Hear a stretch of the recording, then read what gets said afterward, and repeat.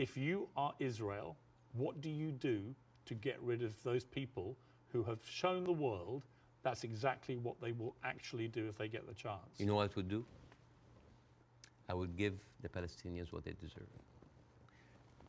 Terrorism is a virus. Yes? It's a virus. I agree. If a patient with a flu came to you and you're a doctor, how can you treat that patient? How do you treat it as a doctor? How do you do? Well, you're the doctor. You give them nutrition, Yeah. fluids, Yeah. and rest. So the immunity of the body gets rid of the virus on its own. If I received that patient with a flu and I took a sledgehammer, it's like, why are you not getting better? Do you think that patient will get better? No. You are weakening him. You are making him worse. Israel did not just like weaken the body of Palestinians, making them unable to get rid of hate and radicalism. They have openly bolstered about helping and giving money to the same organization. So I agree.